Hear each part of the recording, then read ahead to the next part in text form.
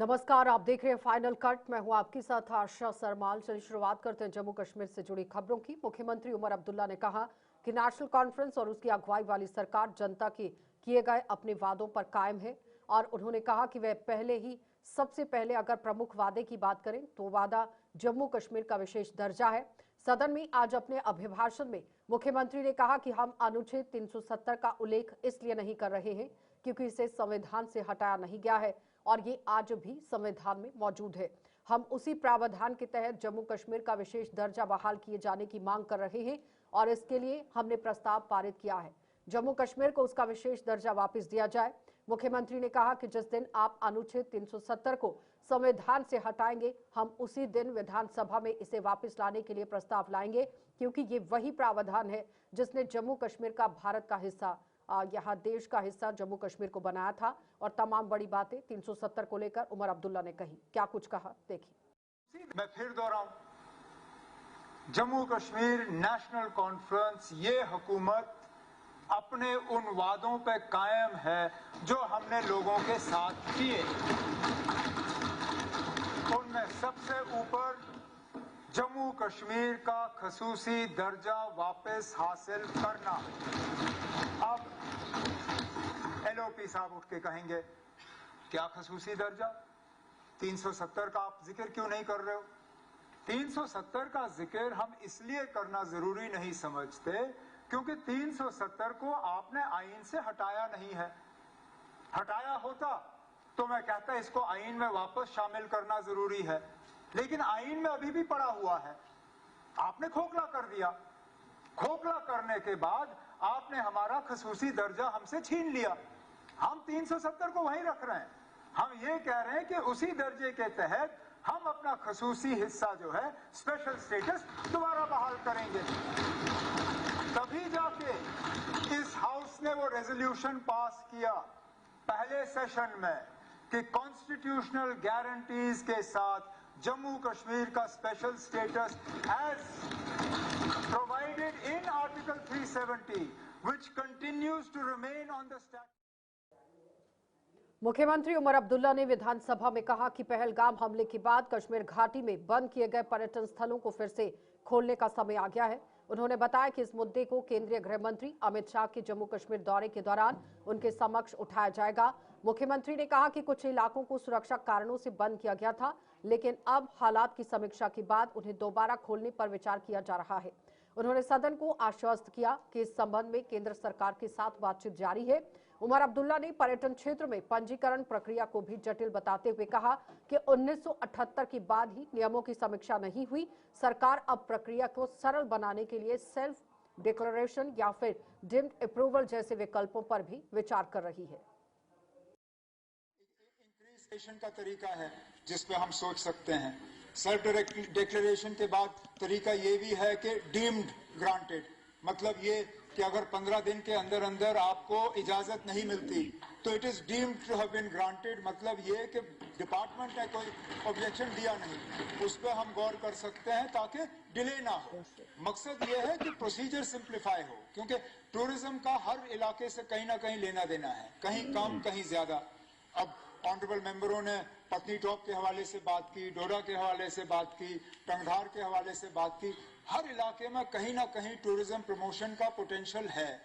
अब हमारी कोशिश है कि इसको बढ़ावा मिले, इसको हम इंक्रीज कर लें, जिसके लिए जैसे मैंने आपसे कहा इन गाइडलाइंस और प्रोसीजर्स को जो है इनको बदला दिया जाएगा। ऑनरेबल एमएलए जडीबल ने शिकाराज और हाउस बोट्स की बात की। जब ये हम गाइडलाइंस लाएंगे तो पूरे टूरिज्म सेक्टर को इससे कवर करेंगे। होटल्स, होम स्टेज, जो बाकी हैं, house boat, shikara, taxis, buses, entire ये जो है टूरिस्ट सेक्टर। और आखिर में पोस्ट पहलगाम के हवाले से जो ऑनरेबल एमएलए बांडीपुर ने पूछा था, ये सही है स्पीकर साहब कि अभी भी हमारे कुछ इलाके जो हैं वो बंद हैं, जो मुझे लगता है अब उनको दोबारा खोलने का वक्त आ चुका है। हम गवर्नमेंट की तरफ से, गवर्नमेंट ऑफ इंडिया के साथ इस पे जो है हमारी बातचीत जारी है। कुछ ही दिनों में होम मिनिस्टर साहब का जम्मू कश्मीर का दौरा है।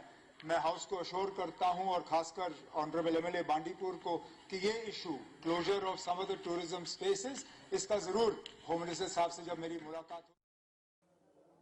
तो जम्मू कश्मीर विधानसभा में स्टेटहुड के मुद्दे पर एक बार फिर से सियासत तेज हो गई है। विपक्षी दलों द्वारा लगातार उठाई जा रही मांग के बीच में भारतीय जनता पार्टी ने अपना पक्ष स्पष्ट किया।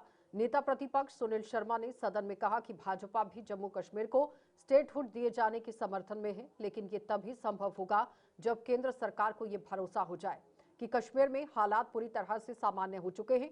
उन्होंने कहा कि शांति, सुरक्षा और स्थिरता सुनिश्चित होना प्राथमिकता है और ये प्राथमिक शर्त भी है।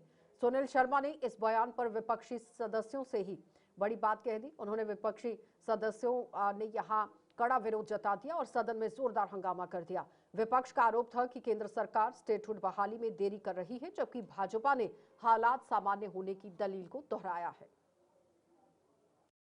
स्टेटहुड हो, मैंने कई बार सतीश जी को उठाई, उनको खड़े ही रखो, क्योंकि इनको बैठा नहीं जाता बेचारे को, या कहीं बांध के रखो, एक बार उंगली ऐसे करियो, ऐसे मैं कहना चाहता हूं ये स्टेटहुड के समर्थन में हम हैं, लेकिन ये स्टेटहुड तब आएगा जब मोदी जी को ये पूरा विश्वास होगा कि यहाँ पे कोई वाहिद जैसा तुफैल मत्तू जैसा अपनी माँ बाप से जुदा नहीं होगा, यहाँ पे पहलकदमी नहीं चलेगी। क्या बात करेगा? यहाँ पे कोई कश्मीरी बच्चा गोली का शिकार नहीं होगा, ये हम वादा देते हैं। यहाँ पे सेवान से कश्मीर के उन बच्चों को, माता पिताओं को जो अपने बच्चे उस डर के माहौल में स्कूल भेजते थे, ये मोदी जी का हिंदुस्तान है और उसके तब आएगा जब पूरा इंश्योर किया जाएगा कि यहाँ पे किसी भी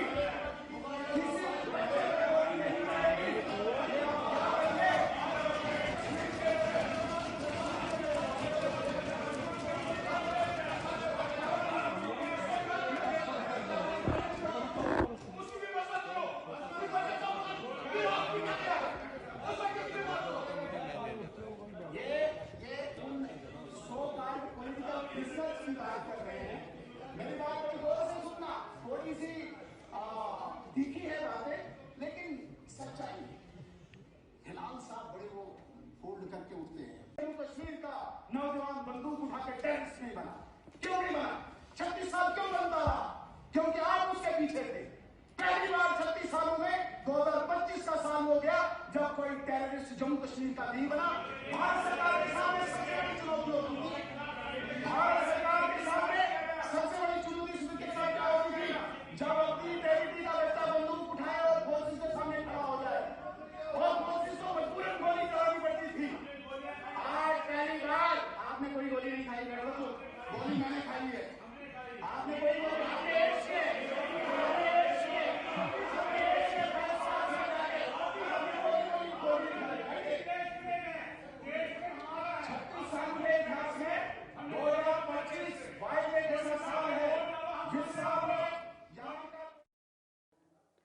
विधायक मीर सैफुल्ला ने एक बार फिर जम्मू कश्मीर को जल्द से जल्द राज्य का दर्जा बहाल करने की मांग को उठाते हुए केंद्र सरकार पर वादा खिलाफी का आरोप लगा दिया।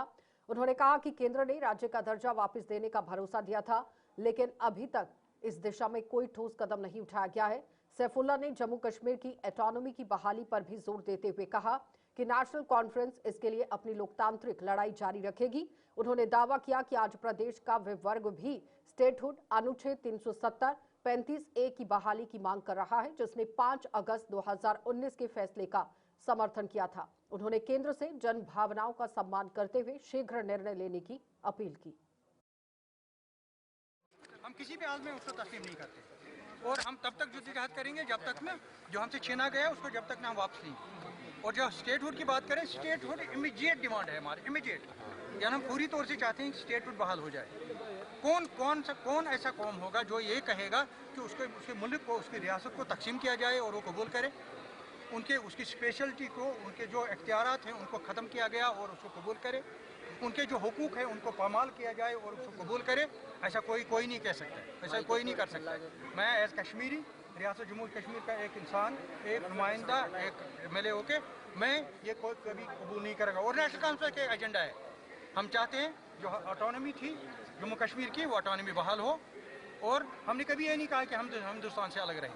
हम हिंदुस्तान के साथ हैं, हिंदुस्तान के साथ रहेंगे, लेकिन हिंदुस्तान में रहकर हिंदुस्तान का ताज बनकर रहे। सर ये नेशनल लेकिन कॉन्फ्रेंस का हिंदुस्तान के जूता बनकर हम हिंदुस्तान का ताज थे, हिंदुस्तान का ताज रहेंगे हमेशा के लिए। और उस ताज को वापस लाने के लिए जो भी हमने करना पड़े पॉलिटिकली पुरअमन तौर पर वो हम। सर ये नेशनल कॉन्फ्रेंस का एजेंडा मैं कह रहा हूँ, ये हमारा एजेंडा ऑटोनॉमी हमेशा एजेंडा है। उमर अब्दुल्ला हम सरकार ऑटोनॉमी के लिए हमें जुद्दहद करेंगे। लेकिन सरकार धारा 370 भी खत्म हो चुका है, 35 ए भी खत्म हो चुका है, कभी खत्म होगा नहीं, खत्म अभी स्टेटहुड नहीं मिल रहा है, तो आप कह रहे हैं। एक बात बताइए, आप एक बीमार होता है, मेरी बात सुनिए, कि एक बीमार होता है, उसके कोई उसी ऑर्गन में कोई बीमारी होती है, क्या उसके लिए वो दवाई नहीं खाएगा, उसका इलाज वो नहीं करेगा? आप कह रहे हैं कि बीमार बंदा है, इसको छोड़ दीजिए, मरने दीजिए इसको, ये कैसे हो सकता है?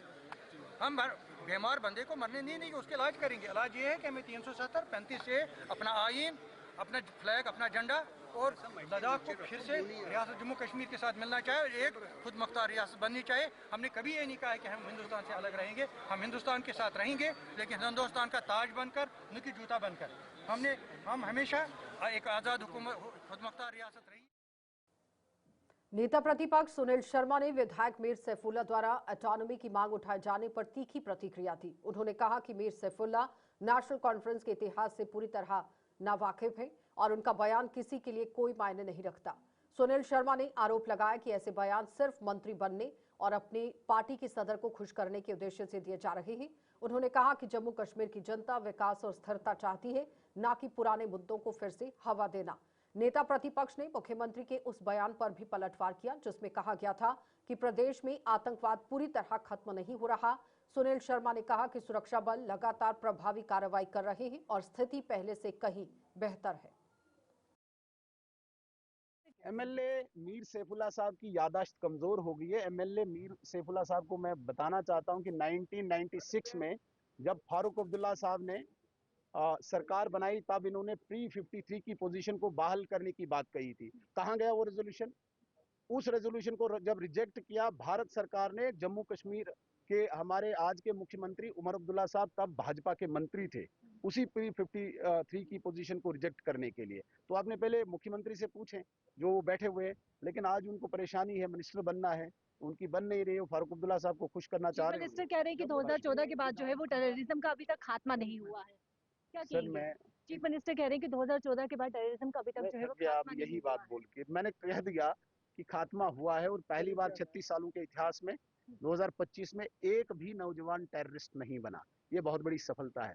पाकिस्तान जितने भेजेगा इतने यहाँ पे पैक होंगे। हमें चिंता ये थी, चुनौती ये थी कि जम्मू कश्मीर का नौजवान जब इनकी बातों से प्रवोक होके हथियार उठाता था, वो हमारे लिए चुनौती थी कि हमारे इस देश का बच्चा है, हथियार क्यों उठा रहा है, उसे गोली का शिकार होना पड़ता है। वो पहली बार हुआ कि यहाँ पे कोई आतंकवादी नहीं बन रहा है। ये बहुत बड़ी सफलता है नरेंद्र मोदी जी की पॉलिसीज की। ये नजर नहीं आ रहा है इनको। उमर अब्दुल्ला साहब फिर वही दौर लाना चाहते हैं जब उसने वामिक जैसे बच्चे पर गोली चलवाई थी। एक स्टूडेंट जो बच्चा पढ़ रहा था वो गोलियों का शिकार हुआ था। उमर अब्दुल्ला साहब वही दौर चाहते हैं जब तुफेल मत्तू जैसा गोली का निशाना बने। टीनएजर्स को निशाना बनाया जा रहा था, पैलेट गन्स चलती थी, गोलियों के शिकार बच्चे होते थे। उन घटनाओं पे रोक नहीं लगी है। मोदी जी ने स्पष्ट किया है कि किसी भी नवयुवक को, स्कूल गोइंग बॉय को, कॉलेज गोइंग बॉय को कोई गोली का निशाना नहीं बनेगा। तब तक हम यहाँ पे हालात सुधार के रहेंगे और ये स्टेट भी तब तक नहीं आएगा। तो नेता प्रतिपक्ष सुनील शर्मा द्वारा पीर पंजाल को लेकर दिए गए बयान पर विवाद गहरा गया है और उनके बयान के विरोध में पीर पंजाल क्षेत्र में लगातार प्रदर्शन हो रहे हैं। राजौरी के विधायक इफ्तिकार अहमद ने कड़ी प्रतिक्रिया देते हुए सुनील शर्मा से सार्वजनिक माफी मांगने की मांग की। उन्होंने कहा कि शर्मा अहंकार में बयानबाजी कर रहे हैं और उन्हें क्षेत्र के इतिहास की सही जानकारी नहीं है। इफ्तिकार अहमद ने चेतावनी दी है कि अगर माफी नहीं मांगी गई तो पीर पंजाल की जनता उन्हें कभी माफ नहीं करेगी। उन्होंने कहा कि पीर पंजाल की पहचान और सम्मान से किसी भी प्रकार का खिलवाड़ बर्दाश्त नहीं किया जाएगा। इस मुद्दे पर सियासी सरगर्मियां तेज हो गई हैं और आने वाले दिनों में विवाद और बढ़ने के संकेत हैं। देखिए, पीर पंजाल के लोग भाजपा का असली चेहरा देख चुके हैं और पीर पंजाल में जो एलओपी साहब और उनके विधायकों ने जो पीर पंजाल रीजन के लोगों का डिसरिस्पेक्ट की है, अपमान किया है, वो गुस्सा जो विधायकों में तो था ही था। आम जनता आज सड़कों पे उतरी हुई है, नेशनल हाईवे बंद किया हुआ है और उनकी डिमांड है कि एलओपी साहब को माफी मांगनी चाहिए। लेकिन वो अहंकार में है, उनकी नफरत उन पे इतनी हावी है, पीर पंजाल के लिए नफरत इतनी हावी है कि वो अहंकार में, रावण की तरह वो अहंकार में है और वो कहते मैं माफी नहीं मांगूंगा। तो मैं उनको याद दिलाना चाहता हूं कि लोकतंत्र में जनता सर्वोपरि है, जनता सबसे ऊपर है। अगर आप माफी नहीं मांगेंगे तो लोग आपको भी घर बिठा देंगे। और उन्होंने कल एक कहा अपने जवाब में कि किस किताब में लिखा है, तो महाभारत में लिखा है। और आपको अगर महाभारत का इतिहास नहीं पता तो ये सबसे बड़ी दुर्भाग्य की बात है। महाभारत में जो पांडव थे उनकी महारानी द्रौपदी जी के पिता नरेश पंचाल जी के नाम पर वो पीर पंचाल, नरेश पंचाल उनका नाम था, वहां से वीर पंचाल और फिर पीर पंचाल हो गया। तो वहां जो ये पीर पंजाल की धरती है, ये निगाली साहब की धरती है। वहां निगाली साहब है, बाबा बुड्ढा अमरनाथ है, साईं मीरा बख्श रहमतुल्लाह अलैह की दरगाह है, छोटे शाह रहमतुल्लाह अलैह की दरगाह है, बाबा गुलाम शाह बादशाह रहमतुल्लाह अलैह की दरगाह है, रामकुंड वहां है। उन्होंने पीर फकीर और ऋषि मुनियों का अपमान किया है। और मैं आपके माध्यम से उनसे कहूंगा कि भाजपा जो ऑपरेशन सिंदूर की वाहवाही लूट रही है। ब्रेक के बाद एक बार फिर आपका स्वागत है। जम्मू के त्रिकुटा नगर इलाके में ग्रीन एवेन्यू ईस्ट एक्सटेंशन में उस समय अफरा तफरी मच गई जब एक अज्ञात चोर चोरी की नीयत से घर में दाखिल हो गया और बताया जा रहा है कि चोर ने घर में घुसते ही इधर उधर टटोलना शुरू कर दिया, लेकिन घर के अंदर हलचल और पकड़े जाने के डर से वे बिना किसी चोरी को अंजाम दिए मौके से फरार हो गया। पूरी वारदात घर में लगे हुए सीसीटीवी कैमरा में रिकॉर्ड हो गई है। सीसीटीवी फुटेज सामने आने के बाद पूरे मोहल्ले में दहशत का माहौल है और स्थानीय लोग खुद को असुरक्षित महसूस कर रहे हैं। प्रशासन से मांग की गई है कि ऐसे संदिग्ध लोगों की जल्द पहचान कर उन्हें गिरफ्तार किया जाए और कड़ी से कड़ी सजा दी जाए ताकि आम जनता को राहत मिल सके और इलाके में सुरक्षा का भरोसा कायम हो सके।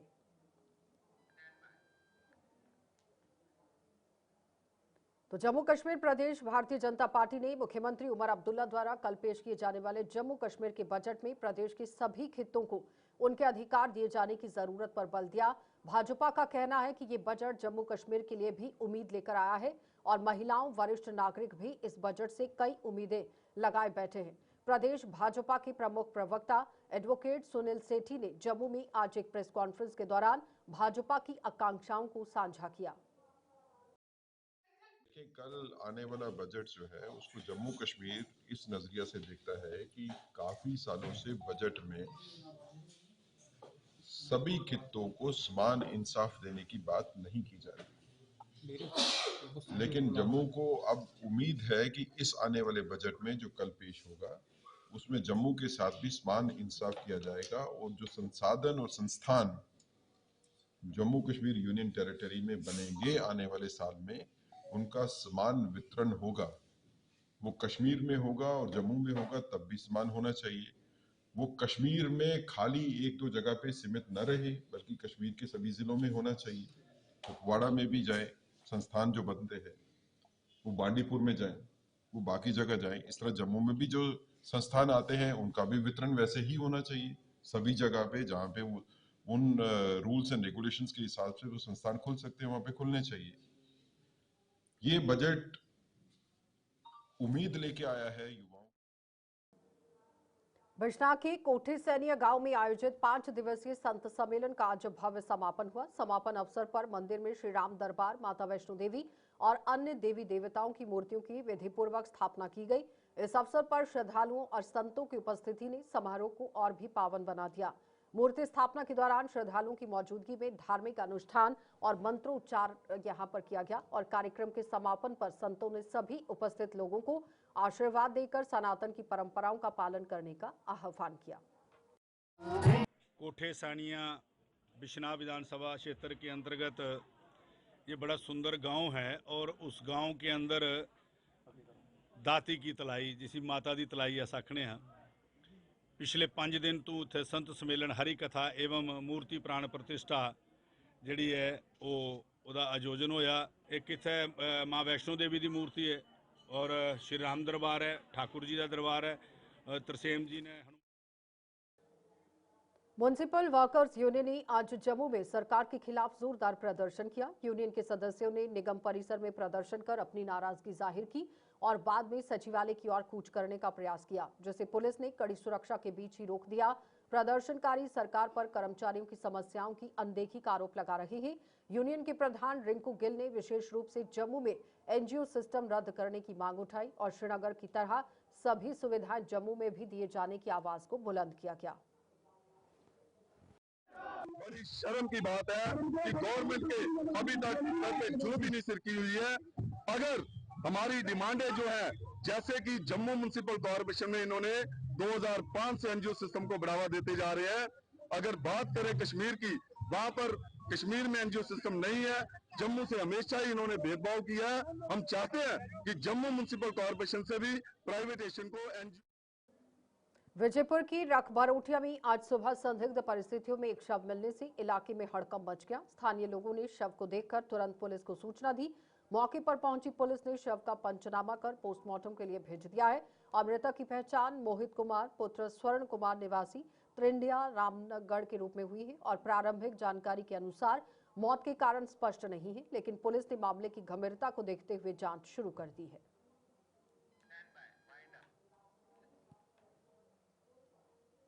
चलिए, बुलेटिन में इतना ही। इजाजत दीजिए। नमस्कार।